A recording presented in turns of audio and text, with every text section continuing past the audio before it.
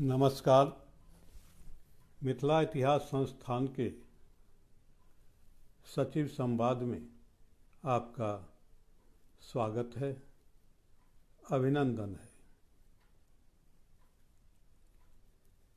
सर्वप्रथम नव वर्ष की अशेष शुभकामनाएं और अभिनंदन आप सभी मिथिला इतिहास संस्थान की ओर से स्वीकार करने की कृपा करें। आज के सचिव संवाद का हमारा विषय है भारतीय इतिहास लेखन का राष्ट्रवादी दृष्टिकोण। आजकल पिछले 5-6 वर्षों के दरमियान अपने देश में राष्ट्रीय या राष्ट्रवादी इतिहास लेखन एक नए तेवर के साथ प्रकट हुआ है। प्राचीन भारत के अविश्वसनीय चमत्कारपूर्ण अलौकिक कृत्यों से भरपूर तर्कहीन अवैज्ञानिक बातों से भरपूर तथ्य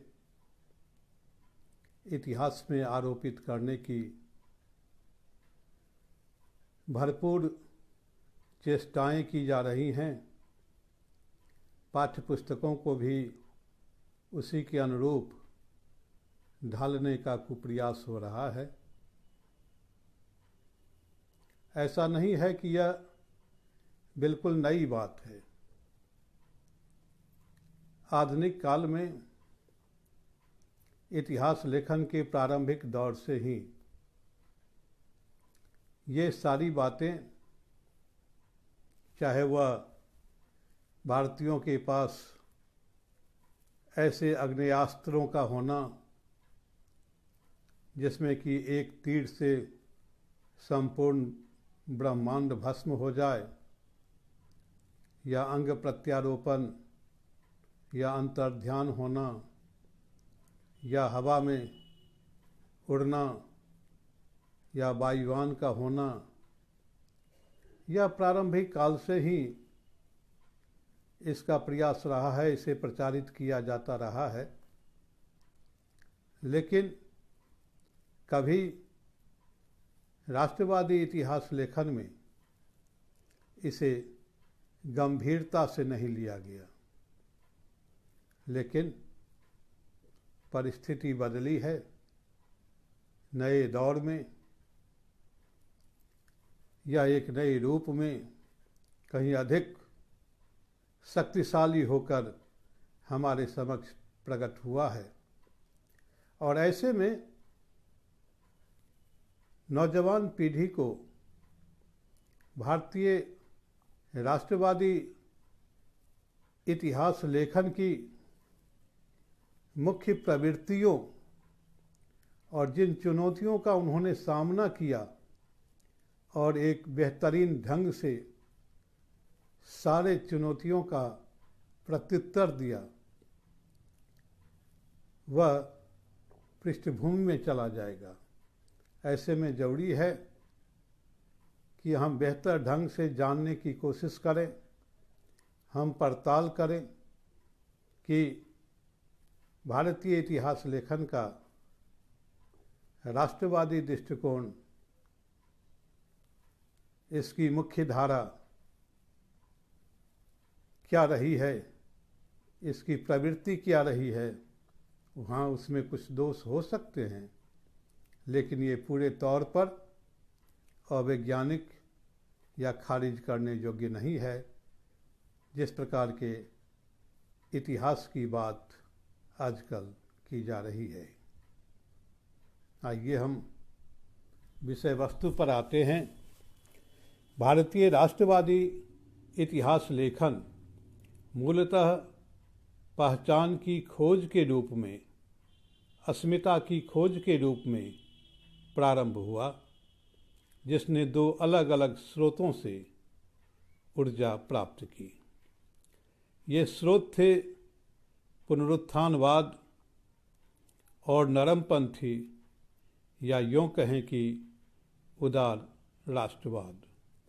उल्लेखनीय है कि भारत में पाश्चात्य शिक्षा के प्रसार और आधुनिकीकरण एवं पश्चिमीकरण की पैदा हुई तीव्र लहर के परिणाम स्वरूप 19वीं सदी के मध्य तक एक अंग्रेजी पढ़ा लिखा ऐसा अभिजन वर्ग पैदा हुआ जो वेशभूषा, खान पान और रहन सहन के तौर तरीकों में पूर्णतः अंग्रेजियत के रंग में रंगा हुआ था। अंग्रेजों की नज़र में ये ऐसे पराधीन भारतीय थे जो अत्यंत ही पिछड़े या अर्धसभ्य थे, जिनका कोई इतिहास नहीं था। यदि था भी तो पराजय और गतिहीनता का, पिछड़ेपन का, बर्बरता का इतिहास था। फिर 19वीं सदी के मध्य तक आते आते भारतीय अभिजन वर्ग और ब्रिटिश बुर्जुआ वर्ग के बीच कई ऐसे अंतर्विरोध पैदा हुए जिसके कारण राष्ट्रवाद को, राष्ट्र को प्रकल्पित करना आवश्यक हो गया था। इस परिस्थिति में भारतीय अभिजन वर्ग, या यूँ कहें कि बुद्धिजीवियों के समक्ष दो यक्ष प्रश्न थे। पहला प्रश्न का सरोकार अस्मिता की खोज था, तो दूसरी चुनौती राष्ट्र को प्रकल्पित करने की थी। और इन दोनों ही चुनौतियों या प्रश्नों का एक ही उत्तर था, भारत के एक ऐसे इतिहास की पुनः रचना जो भारतीय अस्मिता को स्थापित कर राष्ट्र को प्रकल्पित करने का पथ प्रशस्त कर सके। एक गौरवशाली इतिहास की रचना ही पहचान के संकट और राष्ट्र के लिए सर्वाधिक जरूरी साझा इतिहास की समस्या का समाधान कर सकती थी। बंकिम चंद्र चटर्जी ने ओजस्वी वक्तव्य दिया कि एकता का भाव राष्ट्रीय गौरव तथा मुक्ति की आकांक्षा उत्पन्न करने के एक सबल साधन के रूप में इतिहास के अध्ययन तथा लेखन से अधिक मौलिक और कुछ नहीं है। चटर्जी के अनुसार भारत एक परतंत्र राष्ट्र था, इसलिए भारतीय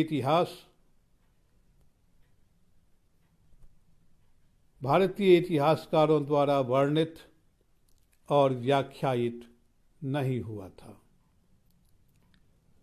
उन्होंने अपने विविध प्रबंध पुस्तक में राष्ट्रवादी इतिहास लेखन की दिशा तय करते हुए लिखा कि कब किसी राष्ट्र की गरिमा का गुणगान किसी अन्य राष्ट्र द्वारा किया गया है, रोमनों की सामरिक शक्ति का साक्ष्य रोमन ग्रंथों में पाया जाता है। यूनानियों की शौर्य गाथा यूनानी लेखकों की रचनाओं में ही मिलती है। युद्ध में मुसलमानों की वीरता के विवरण उनके निजी इतिहासकारों ने ही दिया है। आगे बंकिम चंद्र ने यह कहा कि यदि हिंदुओं में इस प्रकार के गौरवपूर्ण गुण नहीं हैं, तो इसका एकमात्र कारण है उनका कोई लिखित साक्ष्य नहीं है, अर्थात इतिहास नहीं है। चटर्जी द्वारा लिखित साक्ष्य का निहितार्थ था भारतीयों द्वारा स्वयं लिखे गए इतिहास का अभाव। बंकिम चंद्र चटर्जी ने इस कमी की ओर संकेत किया, जिस कमी की ओर संकेत किया उसकी भरपाई भारतीय इतिहासकारों ने शीघ्र ही कर दी और 20वीं सदी के पूर्वार्ध में राष्ट्रवाद की उद्दाम चेतना के परिप्रेक्ष्य में राष्ट्रवादी इतिहास लेखन को एक आंदोलन का रूप दिया, जिसका फौरी लक्ष्य था ब्रिटिश उपनिवेशवादी हमले से अपनी सभ्यता और संस्कृति की रक्षा करना। परंतु इसने शीघ्र ही भारतीय राष्ट्रवाद की पहली शर्त गौरवशाली साझा इतिहास को पूरा करते हुए भारतीय राष्ट्रीय आंदोलन में एक जबरदस्त उबाल भी पैदा किया। दरअसल इतिहास लेखन के माध्यम से भारत पर उपनिवेशवादी हमला इतना तीव्र, सांघातिक और दीर्घकालिक था कि यह भारतीयों के लिए घोर अपमानजनक एवं निंदनीय अभियान की तरह था, जिसका एक ही मकसद था भारतीयों में अस्थायी तौर पर हीन भावना पैदा करना और ब्रिटिश शासनकाल को भारतीय इतिहास का स्वर्णिम काल सिद्ध करना। जेम्स मिल ने अपनी पुस्तक हिस्ट्री के दूसरे खंड में हिंदू सभ्यता पर 500 पृष्ठों में विवरण देते हुए लिखा कि हिंदू सभ्यता रुक्ष और निकृष्ट थी और हिंदू दास के गुणों में सबसे आगे थी। मिल के बनाए लीग पर ही अधिकांश औपनिवेशिक इतिहासकार चलते रहे। एलिफिस्टन के अनुसार हिंदुओं का सबसे बड़ा दुर्गुण सभ्यता का अभाव है, जिसमें उसने अपने पूर्व के अधिकांश राष्ट्रों के निवासियों को भी पीछे छोड़ दिया है। विंसेंट स्मिथ ने यह प्रमाणित करने का यथासंभव प्रयास किया कि सर्वत्र व्याप्त राजनीतिक अराजकता एवं अशांति भारत की सामान्य राजनीतिक स्थिति थी। स्मिथ के अनुसार भारतीयों में एकता और सुशासन की क्षमताओं के अभाव में ब्रिटिश शासन के स्थायित्व को पूरी तरह अनिवार्य बना दिया था। उपनिवेशवादी इतिहासकारों ने बार बार इस बात का उल्लेख किया कि स्वाधीनता और स्वशासन ने कभी भारत भूमि पर पदार्पण ही नहीं किया। गिब्बन ने लिखा कि भारतीय अत्याचारी स्वेच्छाचारी राजतंत्र को सदैव सहन करने के अभ्यस्त रहे हैं। यहाँ कभी किसी राजनीतिक सत्ता का अस्तित्व नहीं रहा है। भारत के अतीत का प्राच्यविदों ने भी निराशाजनक चित्र पेश किया। प्राच्य विद्या के पुरोधा मैक्स म्यूलर ने टिप्पणी की कि जीवन के प्रति जो उत्साह और उत्साह प्राचीन यूनानियों में दिखाई पड़ता है, उसका भारतीयों में अभाव था और वे इहलौकिक जीवन के प्रति प्रायः उदासीन थे। आरसी मजूमदार ने ऐसे उदाहरणों की एक पूरी फहरिस्त ही तैयार की है, जिनमें भारतीय की उपलब्धियों को उपनिवेशवादियों द्वारा नज़रअंदाज ही नहीं किया गया है, अपितु भारतीयों को यूरोपियनों से काफ़ी हीन बतलाने का प्रयास भी किया गया है। मजूमदार के अनुसार जब कभी भारतीय और विदेशी विचारों के बीच न्यूनतम संभव साम्य दिखाई पड़ा, यह माना गया कि भारतीयों ने इन्हें विदेशियों से ग्रहण किया होगा। महाकाव्यों के विषय में यह कहा गया कि वे होमर की रचनाओं पर आधारित थे। भारतीय नाटक, गणित, दर्शन और खगोल विद्या भी प्राचीन यूनान से उद्भूत माने गए। इतना ही नहीं, कृष्ण के पौराणिक आध्यात्मिक व्यक्तित्व का स्रोत भी ईसा मसीह को माना गया। आगे मजूमदार लिखते हैं कि विद्वान मनीषियों द्वारा भी अत्यंत दुर्बल साक्ष्यों के सहारे भारतीयों के प्रति निंदात्मक विचारों को व्यक्त किया गया, उससे उनकी पूर्वाग्रहग्रस्त मानसिकता ही प्रदर्शित हुई। भारतीय संस्कृति का अवमूल्यन तथा हिंदू धर्म को कम करके आंकने का उपनिवेशवादियों का तरीका भारतीयों के केवल कमजोर पक्षों को चुन चुन कर उजागर करना और यूरोपियनों की तुलना में भारतीयों को काफ़ी कमतर दर्शाना ही नहीं अपितु अर्धसभ्य प्रमाणित करना था। ईसाई मिशनरियों ने हिंदुओं के धार्मिक अंधविश्वासों और सामाजिक बुराइयों का बखान करने में विशेष तत्परता दिखाई। औपनिवेशिक इतिहास लेखन और ईसाई मिशनरियों द्वारा प्रचारित एवं प्रसारित इस निंदा अभियान का काफ़ी बुरा असर भारतीय बुद्धिजीवियों के स्वाभिमान एवं आत्मविश्वास पर पड़ता था। इसकी एक भीषण प्रतिक्रिया हुई, या हम कह सकते हैं कि इसकी एक सहज स्वाभाविक प्रतिक्रिया हुई भारतीय राष्ट्रवादी इतिहास लेखन के रूप में, ताकि न केवल एक गौरवशाली भारतीय अस्मिता इतिहास के आधार पर प्रमाणित हो सके, अपितु भारतीय राष्ट्र की महानता को भी सिद्ध किया जा सके। जाहिर है कि 19वीं सदी के अंत तक आते आते राष्ट्रवादी इतिहास लेखन समय की मांग और ऐतिहासिक अनिवार्यता बन गई थी।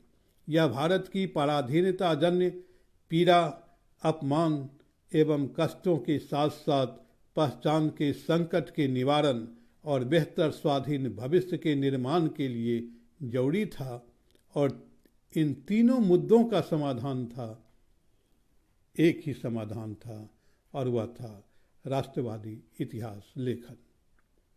भारतीय राष्ट्रवादी इतिहास लेखन, जो आंशिक रूप से भारत पर ब्रिटिश उपनिवेशवादी इतिहास लेखन के प्रपंचों एवं पूर्वाग्रहों के विरुद्ध प्रतिक्रिया के रूप में अस्तित्व में आया, मूल रूप में एक गौरवशाली अतीत की खोज, वर्तमान बर्बादियों एवं कष्टों की पड़ताल से जुड़ा हुआ था।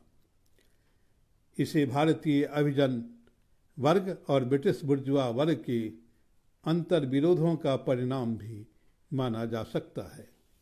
भारतीय इतिहास लेखन के संदर्भ में राष्ट्रवादी इतिहास लेखन ब्रिटिश औपनिवेशिक इतिहास लेखन की प्रवृत्ति के बरक्स एक तुलनात्मक अर्थ में प्रयुक्त होने वाला पद है। इतिहास सिद्ध वैध राष्ट्रीय गौरव से अनुप्राणित भारतीय बुद्धिजीवियों की एक उदीयमान पीढ़ी ने अपनी राष्ट्रीय संस्कृति को यूरोपीय लेखकों के निराधार आरोपों के प्रहार एवं प्रचार से बचाने का प्रयास किया। हालांकि ऐतिहासिक पुनर्रचना रिकंस्ट्रक्शन के वास्तविक सिद्धांतों में यदाकदा कुछ त्रुटियां दिखाई पड़ती हैं और अतीत का गौरवगान या उसका महिमा मंडन कभी कभी इतिहास तत्व को गौण भी बना देता है, लेकिन इसका संपूर्ण राष्ट्रवादी इतिहास लेखन के लिए सामान्यीकरण नहीं किया जा सकता।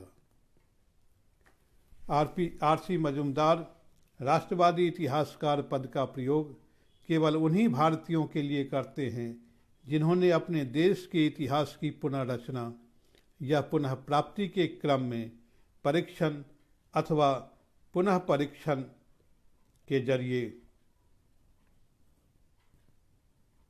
पुनः परीक्षण में आलोचनात्मक दृष्टि से संपन्न होता है। आर.सी. मजूमदार के अनुसार राष्ट्रीय महत्व के कुछ बिंदु जिन्हें गलत ढंग से जाना समझा गया है अथवा जिनकी असंगत ढंग से कल्पना की गई है या गलत ढंग से निरूपित किया गया है, ऐसी कोई चीज या वर्णन हमेशा किसी वैज्ञानिक और आलोचनात्मक अध्ययन को खंडन करती दिखे, यह आवश्यक नहीं है। इसलिए एक राष्ट्रवादी इतिहासकार अनिवार्यतः एक प्रचारवादी या भोंडा प्रदर्शनवादी नहीं है। वास्तव में जब इतिहास में मिथकों चमत्कारों, आकाशवाणियों और अविश्वसनीय वर्णनों को अतीत के महिमा मंडन के लिए आरोपित किया जाता है, या फिर पौराणिक या महाकाव्य के अलौकिक विवरणों एवं आख्यानों को समाविष्ट किया जाता है, तो उसे हम राष्ट्रवादी कोटि के इतिहास लेखन में स्थान नहीं दे सकते। दुर्भाग्यवश राष्ट्रवादी इतिहास लेखन के प्रारंभिक काल से लेकर अब तक इस प्रकार की प्रवृत्ति जारी रही है, जिसकी चर्चा हमने शुरुआती दौर में ही की है, और अब तो उन्हें इतिहास के पाठ्य पुस्तकों में भी शामिल किया जा रहा है। यह दुर्भाग्यपूर्ण है। इतिहास लेखन की इस तथाकथित राष्ट्रवादी धारा ने पुनरुत्थानवाद को जन्म दिया और संप्रदायवाद की क्रिया प्रतिक्रिया के परिणाम स्वरूप भारत विभाजन के अभिशाप को भुगतने के लिए हम अभिशप्त हुए।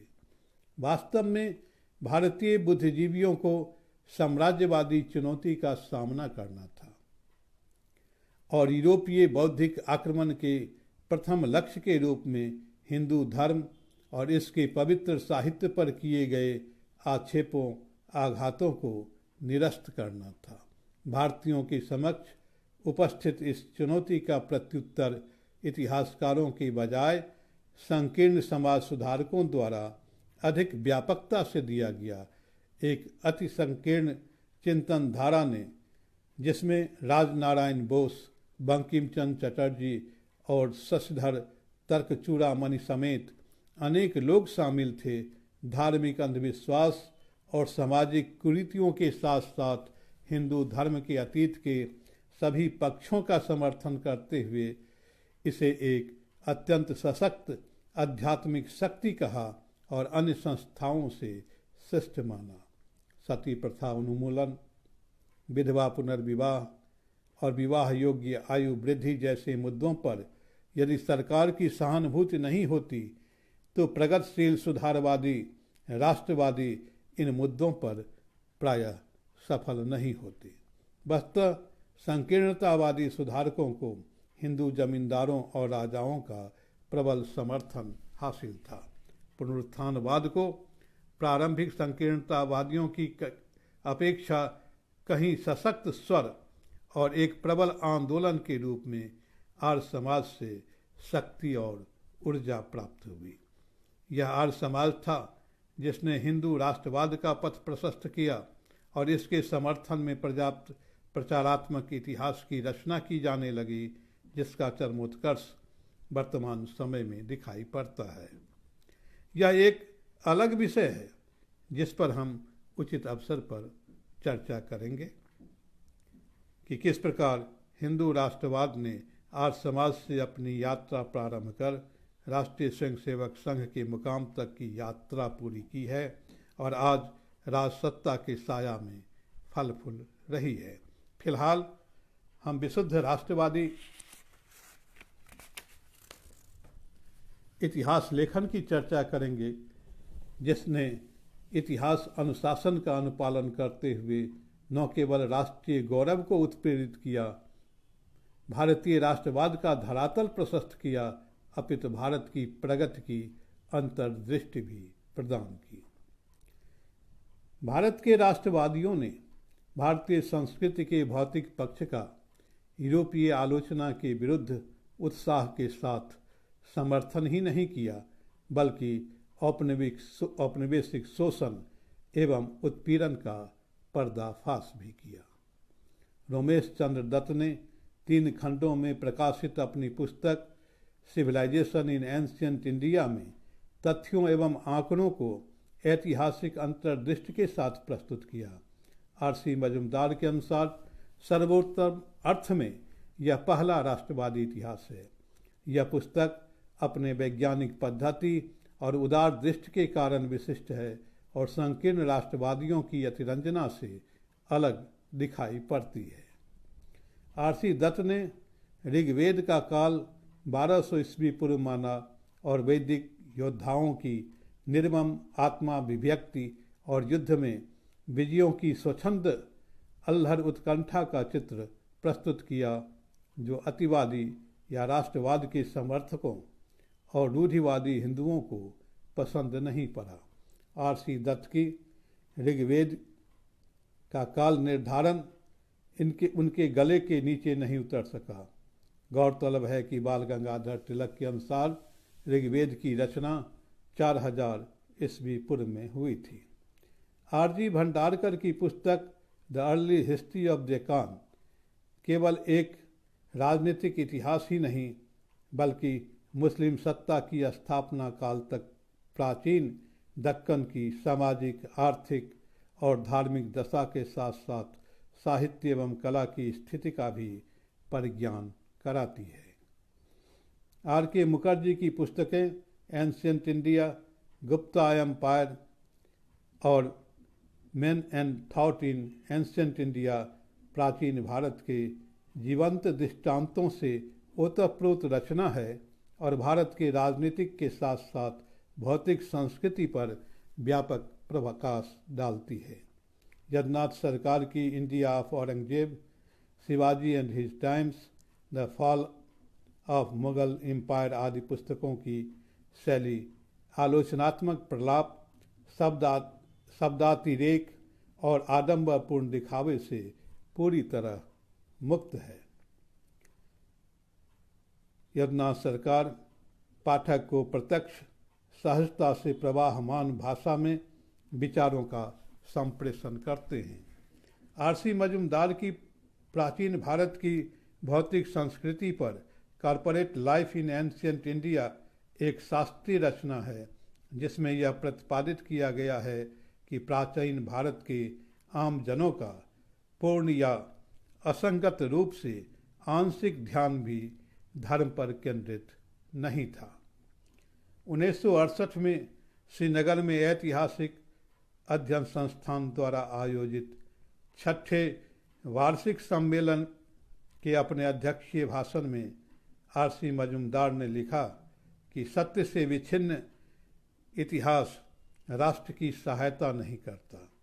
इसका भविष्य सत्य की अस्थायी नींव पर टिका होना चाहिए, न कि छद्म के रेतीले धरातल पर, भले ही वह वर्तमान में कितना भी आकर्षक क्यों न दिखता हो।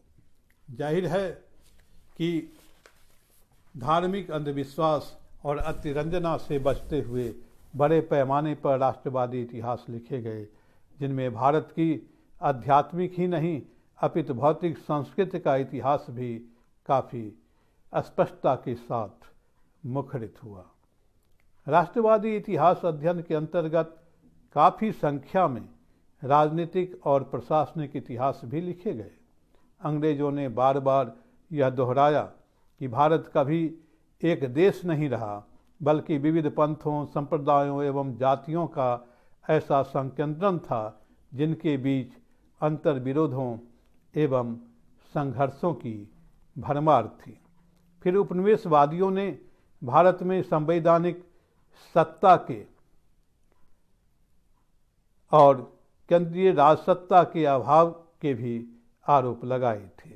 राष्ट्रवादी इतिहासकारों ने इन आरोपों का भी खंडन जोरदार शब्दों में किया।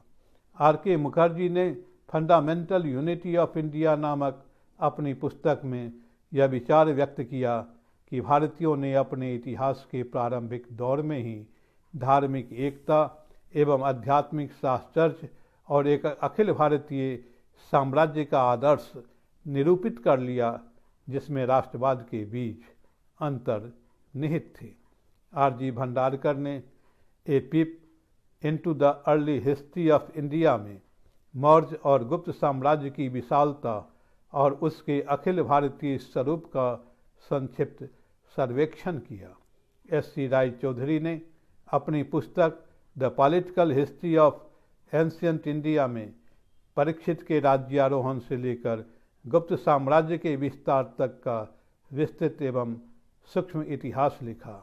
ए.एल. वासम के शब्दों में यह अनेक अर्थों में पिछले 40 वर्षों में लिखी गई प्राचीन भारतीय इतिहास की सबसे महत्वपूर्ण कृति है। इसने भारतीयों की एक पूरी पीढ़ी की ऐतिहासिक सोच को प्रभावित किया है। वासम ने उन्हें भंडारकर की चिंतन धारा से संबद्ध माना है, जिनका उद्देश्य शुष्क सत्य का अन्वेषण करना था। हालांकि वासम रायचौधरी के लेखन में हिंदू राष्ट्रवाद का अंतःस्वर पाते हैं, परंतु इसे सही नहीं माना जा सकता। सतर्कता एवं वस्तुपरकता रायचौधरी के इतिहास लेखन की सबसे बड़ी विशेषता है। राजनीतिक इतिहास के अलावे राष्ट्रवादी इतिहासकारों ने प्रशासनिक इतिहास अध्ययन पर खास जोर दिया, ताकि औपनिवेशिक आक्षेपों का सशक्त खंडन किया जा सके। इस क्षेत्र में के.पी. जायसवाल, ए.एस. अल्तेकर, राधा कुमुद मुखर्जी आदि राष्ट्रवादी इतिहासकारों ने प्राचीन भारत में स्वशासन एवं स्थानीय स्वायत्त शासन की संस्थाओं पर प्रकाश डाला। सरदार के.एम. पर्निकर की व्याख्यानमाला the origin and evolution of kingship in India यूरोपीय विद्वानों की उन गलत धारणाओं को निरस्त करने के लिए थे कि प्राचीन भारतीय विद्वानों के लिए राज्य की कार्यवाही में पूछताछ करना उनका अधिकार नहीं था। पर्निकर प्रथम भारतीय थे जिन्होंने अपनी पुस्तक India in the Indian ocean में दावा किया कि भारत ने हिंद महासागर में 16वीं सदी तक अपनी स्वतंत्रता कभी नहीं खोई। राष्ट्रवादी इतिहास लेखन में वाजिब स्थान पाने से प्रायः वंचित रहे मध्यकालीन भारत के इतिहास पर कुछ राष्ट्रवादी मुस्लिम इतिहासकारों ने अपनी कलम उठाई। मोहम्मद हबीब ने अपनी पुस्तक महमूद ऑफ गजनी में लिखा कि महमूद जिस इस्लाम का प्रतिनिधित्व करता था वह 11वीं सदी में तक भ्रष्ट हो चुका था। हबीब महमूद को एक ऐसे सेनानायक के रूप में देखते हैं जिसने बिना किसी नैतिकता के शक्ति का उपभोग किया और धर्म के लिए नहीं बल्कि गौरव और सोने के लालच में युद्ध किया। के.एम. अशरफ की रचना life and conditions of the people of Hindustan Delhi सल्तनत के शासन क्षेत्र में विभिन्न वर्गों के लोगों की सामाजिक हैसियत, व्यसनों और जीवन स्तर की विस्तृत रूपरेखा प्रस्तुत करती है। धर्मनिरपेक्ष और गैर सांप्रदायिक दृष्टि वाले अशरफ ने सामाजिक वर्गों को आर्थिक परिप्रेक्ष्य में देखा तथा धार्मिक आस्था को वर्ग विभाजन का आधार बनाए बिना सुविधा संपन्न लोगों और सुविधाहीन जनों की स्थिति पर प्रकाश डाला। मोहम्मद नाजिब ने हबीब की तरह अपने इतिहास लेखन में महमूद गजनी को एक धर्म योद्धा के रूप में नहीं बल्कि एक साम्राज्यवादी के रूप में देखा। इश्तियाक हुसैन कुरैशी ने अपनी पुस्तक द एडमिनिस्ट्रेशन ऑफ द सल्तनत ऑफ दिल्ली में मुस्लिम शासक वर्ग और हिंदू प्रजा के बीच बेहतर संबंधों को रेखांकित किया। जहरुद्दीन फारूकी की पुस्तक Aurangzeb and his times Aurangzeb के लिए एक घोषित क्षमा याचना है।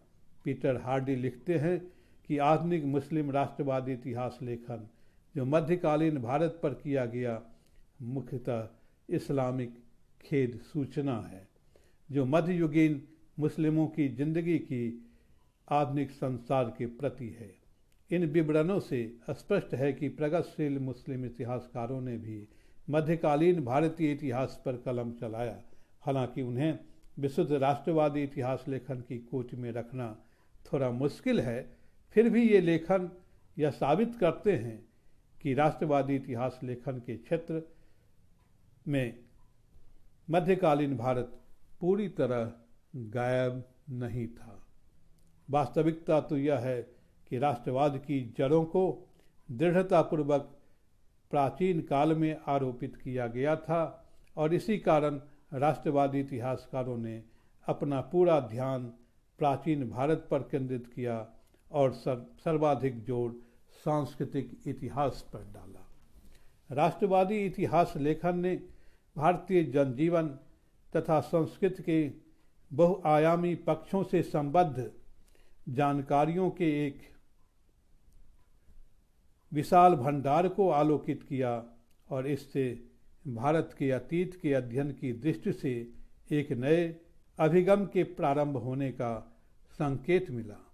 यदि भारतीय राजनीतिक इतिहास के अविच्छिन्न वृत्तांत के लिए स्रोत सामग्री का अभाव दिखाई देता है, तो दूसरी ओर भारतीय उपमहादेश के सांस्कृतिक इतिहास के लिए स्रोत सामग्री का वैसा अभाव नहीं दिखता, बल्कि वे पर्याप्त मात्रा में विद्यमान हैं।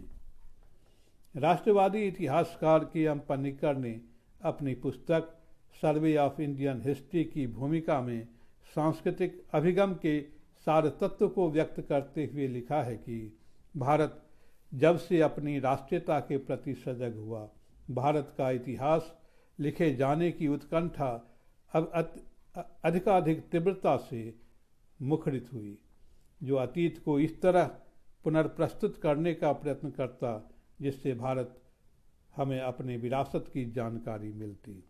जिन विदेशियों का प्रयोजन यह सिद्ध करना था कि भारत नाम की कोई चीज़ नहीं है, उनकी पुस्तकों पर आधारित ज्ञान के साथ हम में से प्रत्येक को स्वयं के लिए भारत की खोज करनी थी।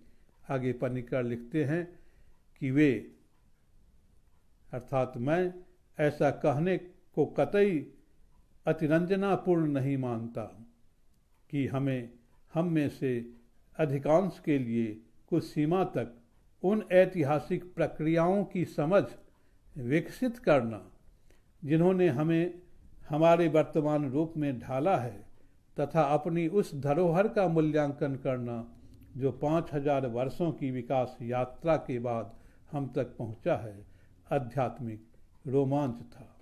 सांस्कृतिक इतिहास के लिहाज से रविन्द्रनाथ टैगोर और जवाहरलाल नेहरू का नाम आदर से लिया जाना चाहिए, जिन्होंने अपनी इतिहास दृष्टि के आधार पर भारतीय राष्ट्रवाद का सांस्कृतिक धरातल प्रशस्त किया। रविन्द्रनाथ टैगोर ने 1902 में हिस्ट्री ऑफ इंडिया नामक प्रबंध लिखा, जिसमें उन्होंने यह उल्लेख किया कि भारत भूमि पर अनेक विदेशी आक्रमण हुए, जिनमें ग्रीकों, सीथियनों, पर्थियनों, शकों, हूनों, अरबों, पर्शियनों, अफगानों, मंगोलों आदि के नाम प्रमुख हैं।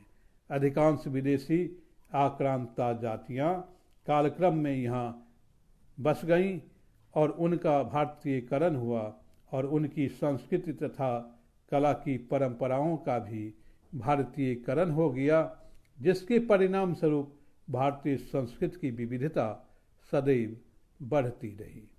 भारतीय संस्कृति की संश्लेषणात्मक विशिष्टता उसे यूरोप से अलग दर्शाती है, क्योंकि यहाँ भारत का विचार यूरोप की अपेक्षा कहीं बेहतर ढंग से विकसित और संवर्धित होता रहा, जो भारत को एक राजनीतिक इकाई के बजाय एक समावेशी सभ्य समुदाय बनाता है।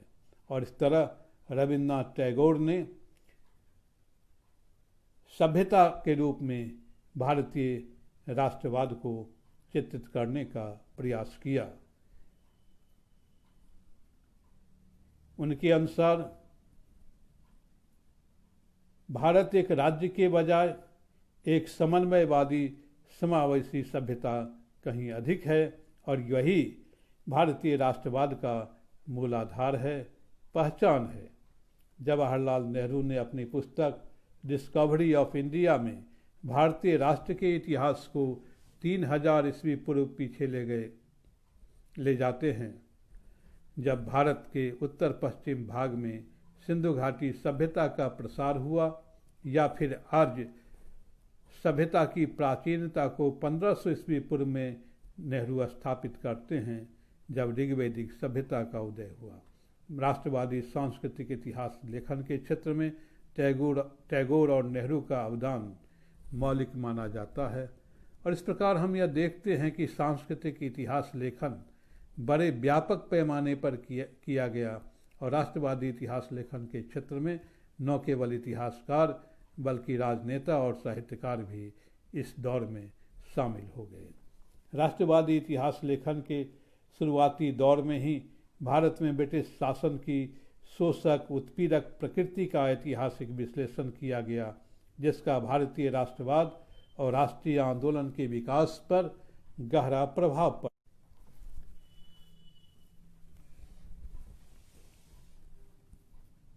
बीच में कुछ गड़बड़ी आ गई थी मोबाइल में नेटवर्क के कारण, तो मैं कह रहा था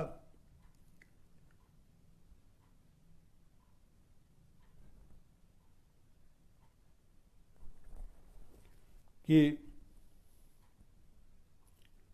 दादा भाई नौरोजी और रोमेश चंद्र दत्त ने यह दर्शाने के लिए श्रमसाध्य प्रयास किया कि ब्रिटिश राज के अधीन हुए भीषण आर्थिक दोहन, शोषण एवं उत्पीड़न ने भारत के उद्योग, व्यापार एवं कृषि को बर्बाद कर दिया। गरीबी, भूखमरी, अकाल, ऋणग्रस्तता एवं बेरोजगारी भारतीयों की अस्थायी नियति बन गई और भारत पूरे तौर पर कंगाल हो गया। दादा भाई नौरोजी ने धन की निकासी के सिद्धांत का प्रतिपादन किया और आंकड़ों के विश्लेषण के आधार पर यह बतलाया कि तीव्र जल प्रवाह से बहते बरसाती नाले की तरह भारतीय धन बड़ी तेजी के साथ ब्रिटेन की ओर बहता चला जा रहा है।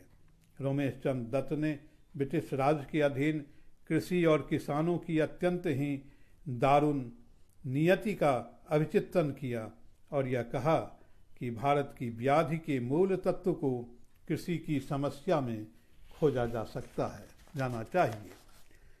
नौरोजी और आर.सी. दत्त के साथ भारत में राष्ट्रवादी आर्थिक इतिहास लेखन की शुरुआत हुई, जिसने भारतीय राष्ट्रवाद के आर्थिक धरातल को प्रशस्त किया।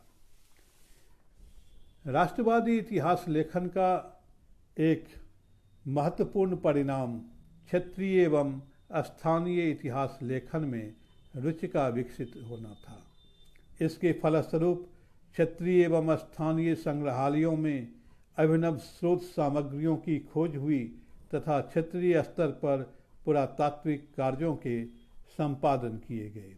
इन अध्ययनों का परिणाम इस रूप में सामने आया कि ऐतिहासिक ज्ञान की कई त्रुटियों का निवारण हुआ।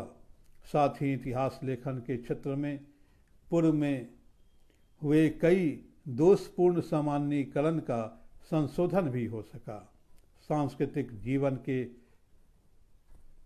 क्षेत्रीय विविधताओं से यह स्पष्ट हुआ कि मध्य गंगा घाटी के इतिहास के आधार पर संपूर्ण भारतीय प्रायद्वीप के विषय में कोई सामान्यीकरण करना अयुक्तिसंगत और अनैतिहासिक है। बंगाल और महाराष्ट्र के साथ साथ दक्षिण भारत का इतिहास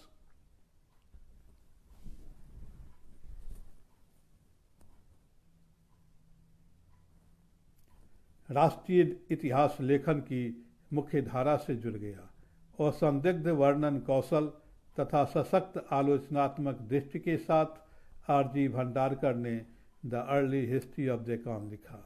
रोमेश चंद्र दत्त ने लिटरेचर ऑफ बंगाल में लिखा कि प्रत्येक देश का साहित्य क्रमिक रूप से विभिन्न चरणों से गुजरते हुए लोगों के तौर तरीकों तथा रीति रिवाजों, क्रियाकलापों एवं चिंतनों को सटीक ढंग से परिलक्षित करता है।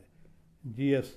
सरदेसाई ने मराठा इतिहास पर केंद्रित 8 पुस्तकों की श्रृंखला मराठी रियासत के नाम से लिखा।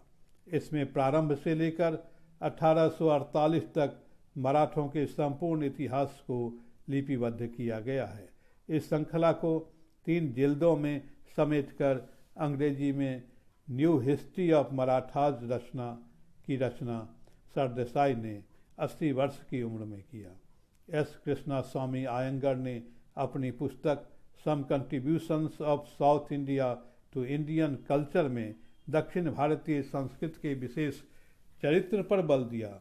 आयंगर ने इस पुस्तक में यह दिखलाने का प्रयत्न किया कि भारतीय व्यापार के विस्तार और भारतीय संस्कृति के प्रसार में दक्षिण का पर्याप्त योगदान है। उनके अनुसार स्थानीय प्रशासन और विशेषकर चोलों के अधीन विकसित स्थानीय स्वशासन के परिप्रेक्ष्य में दक्षिण का विलक्षण प्रभाव परिलक्षित होता है।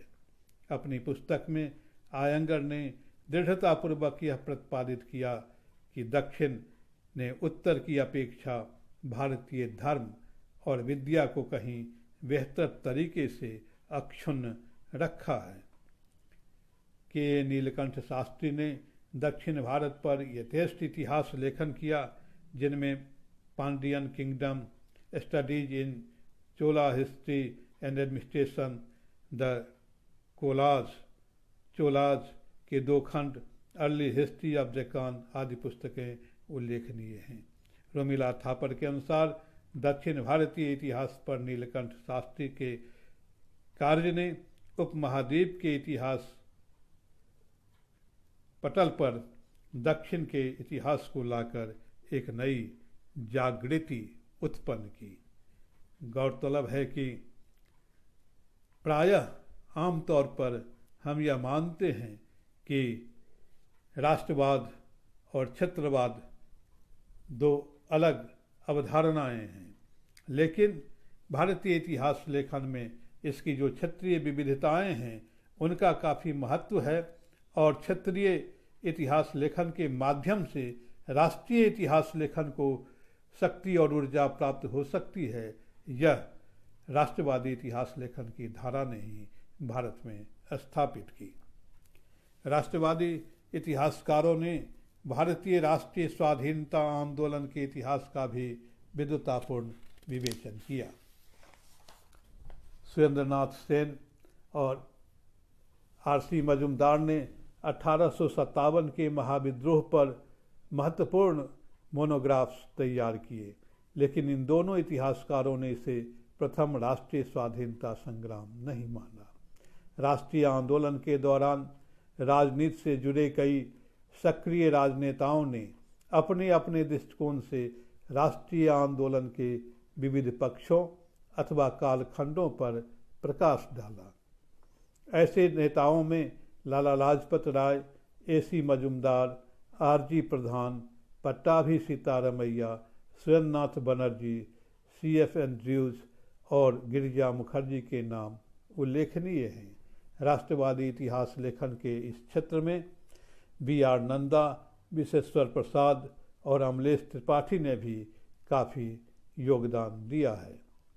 विपिन चंद्र के अनुसार राष्ट्रवादी इतिहासकारों ने उपनिवेशवाद के शोषणकारी चरित्र के प्रति विशेष जागरूकता का परिचय दिया है, लेकिन कुल मिलाकर उनको ऐसा लगता है कि राष्ट्रीय आंदोलन राष्ट्रीय चेतना या स्वतंत्रता की चेतना अथवा स्वतंत्रता के विचार के प्रसार का नतीजा था।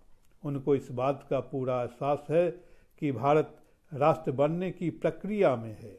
भारतीय राष्ट्रीय आंदोलन को राष्ट्रवादी इतिहासकार जनता का आंदोलन भी मानते हैं, परंतु राष्ट्रवादी इतिहास लेखन का दुर्बल पक्ष यह है कि इसने भारतीय समाज के अंदरूनी अंतर विरोधों को या तो नज़रअंदाज किया या फिर कम करके आंका। मुख्यतः राष्ट्रवादी इतिहास लेखन का स्वरूप अभिजनवादी है और एक राष्ट्र एक स्वर पर जोर प्रबल है, फलतः एकांगी इतिहास लेखन बनकर यह रह जाता है। फिर भी इनके योगदान को कम करके आंका नहीं जा सकता। राष्ट्रवादी इतिहास लेखन पर इस तरह एक सरसरी नज़र डालने से यह स्पष्ट होता है कि यह वही राष्ट्रवादी इतिहास लेखन मात्र नहीं है जिसे आजकल प्रायोजित किया जा रहा है। फिर भी हम राष्ट्रवादी इतिहास अध्ययन के कतिपय दोषों को भी नज़रअंदाज नहीं कर सकते, जिनकी चर्चा करना आज जरूरी है। इसमें शोध पद्धति संबंधी त्रुटियां थीं और वस्तुपरकता का नितांत अभाव था। आमतौर पर हम जानते हैं कि औपनिवेशिक हमलों और आरोपों का उत्तर देने के लिए बड़े पैमाने पर राष्ट्रवादी इतिहास लेखन किया गया और ऐसे में भारतीय इतिहासकार की तरह नहीं बल्कि भारतीय इतिहासकार की तरह नहीं अपितु वकील की तरह लिखा गया। A.L. बासम के अनुसार अपनी अभिधारणा को सिद्ध करने के लिए जायसवाल ने विशाल मात्रा में स्रोतों का प्रयोग किया, किंतु उन्होंने उनका प्रयोग किसी बैरिस्टर की भांति करते हुए एक अनुकूल न्यायिक फैसला पाने का प्रयत्न किया। हर ऐसे अनुच्छेद पर बल दिया जो उनके तर्क को मजबूत बनाता और सर्वाधिक सकारात्मक आलोक में इसकी व्याख्या करना, जबकि उन्होंने अपने विरुद्ध सभी साक्ष्यों को दरकिनार कर दिया। राष्ट्रवादी इतिहास लेखन का दूसरा दोष यह है कि कुछ इतिहासकारों ने अतीत के महिमा मंडन के द्वारा अंध देशभक्ति को उत्प्रेरित किया। गौरतलब है कि राष्ट्रवाद से अंध राष्ट्रवाद तक का फासला सिर्फ एक कदम का होता है। यदि साम्राज्यवादी इतिहासकार भारत के अतीत में सब कुछ बुरा देखने पर आमदा थे, तो कुछ राष्ट्रवादी इतिहासकार इसमें सब कुछ सर्वोत्तम दिखाने के लिए प्रयत्नशील थे। भावना और आवेग बुद्ध विवेक के स्थान पर काबिज हो गए। रोमिला थापर लिखती हैं कि प्राचीन भारत के अतीत का निसंकोच महिमा मंडन किया गया। यह अंशतः मिल तथा अन्य लेखकों के आलोचना के विरुद्ध एक प्रतिक्रिया थी और अंशतः राष्ट्रीय आत्मगौरव के निर्माण की प्रक्रिया का एक अनिवार्य चरण भी था।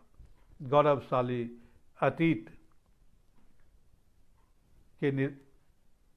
अतीत अपमानजनक वर्तमान के लिए एक तरह की क्षतिपूर्ति का प्रतीक भी था, परंतु भारत के अतीत की गरिमा में गहन विश्वास के कारण इतिहासकारों के तर्क यदाकदा विरूपित और हास्यास्पद होने की सीमा तक पहुंच जाते थे। राष्ट्रवादी इतिहास लेखन का तीसरा दोष था आत्मखंडन। राष्ट्रवादी इतिहासकार बहुधा स्वयं अपने ही विचारों के अंतर्विरोधों पर बल देते थे और उन्हें उचित ठहराते हुए हम देख सकते हैं। उदाहरण स्वरूप शौर्य एवं पराक्रम से युक्त भीषण रक्तपात एवं हिंसा और अहिंसा के मूल्य, लोकतांत्रिक परंपराएं और राजत्व में देवत्व का आरोपण, आध्यात्मिक श्रेष्ठता और भौतिक सांसारिकता की महत्ता, महिलाओं की उच्च स्थिति, खासकर वैदिक काल की महिलाओं की उच्च स्थिति और उनका दयनीय जीवन जैसे परस्पर विरोधी विवरणों का समर्थन राष्ट्रवादी इतिहास लेखन में एक साथ किया गया, जो इसे विरोधाभासी बनाता है। अंतिम लेकिन महत्वपूर्ण रूप से यह कहा जा सकता है कि राष्ट्रवादी इतिहास लेखन बहुत हद तक सांप्रदायिक था। इसमें हिंदू संप्रदायवाद का जोर इतना अधिक था कि मध्यकाल पर इतिहास लेखन प्रायः पूरी तौर पर उपेक्षित ही रहा। यह पूरे तौर पर हिंदू राष्ट्रवाद का प्रवर्तक या समर्थक तो नहीं था, परंतु प्राचीन काल पर अत्यधिक जोर इसे हिंदू राष्ट्रवाद के समीप लाता था, जो राष्ट्रीय एकता और अखंडता की दृष्टि से खतरनाक था और जिसके कुपरिणामों को हम एक बार भुगत चुके हैं। इन दोषों के बावजूद हमें यह मानना होगा कि भारतीय राष्ट्रवाद ने एक परिस्थिति की अनिवार्यता, समय की मांग या हम कहें ऐतिहासिक अनिवार्यता और समय की मांग को पूरा किया। इसने उस समय भारतीयों में आत्मविश्वास, स्वाभिमान और आत्मगौरव पैदा किया, जब ब्रिटिश उपनिवेशवाद से लड़ने के लिए इन चीज़ों की हमारे लिए नितांत ही आवश्यकता थी।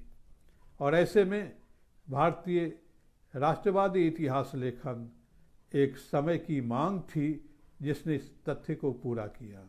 और राष्ट्रवादी इतिहास लेखन आज भी प्रासंगिक है, बशर्ते कि उसे चमत्कारों हास्यास्पद विवरणों, अलौकिकताओं और अत्यधिक सांप्रदायिकता से मुक्त किया जाए।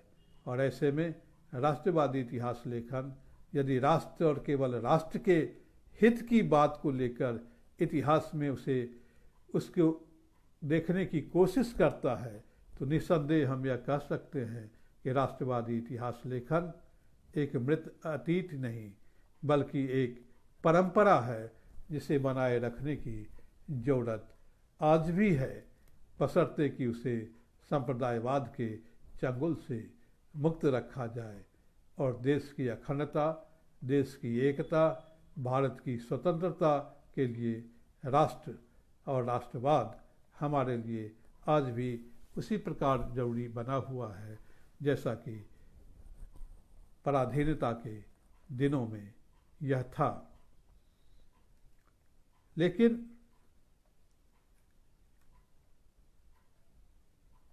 हमें सतर्क रहने की आवश्यकता है और राष्ट्रवादी इतिहास लेखन की जो मूल आत्मा है उस मूल आत्मा को पकड़ने की आवश्यकता है।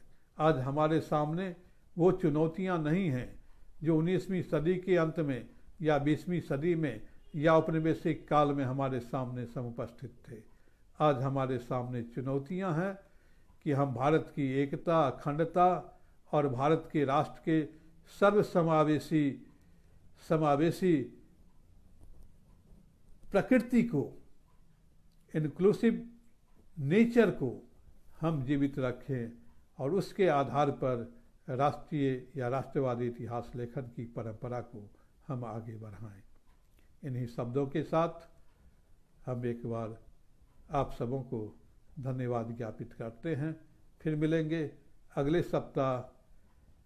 यह कहा जाता है कि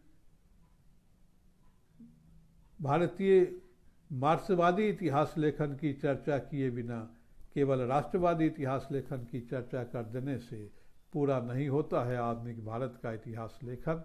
और इसलिए अगले सप्ताह हम मिलते हैं इसी विषय के साथ। भारतीय मार्क्सवादी इतिहास लेखन की मुख्य प्रवृत्तियों की चर्चा हम अगले सप्ताह करेंगे। बहुत बहुत धन्यवाद।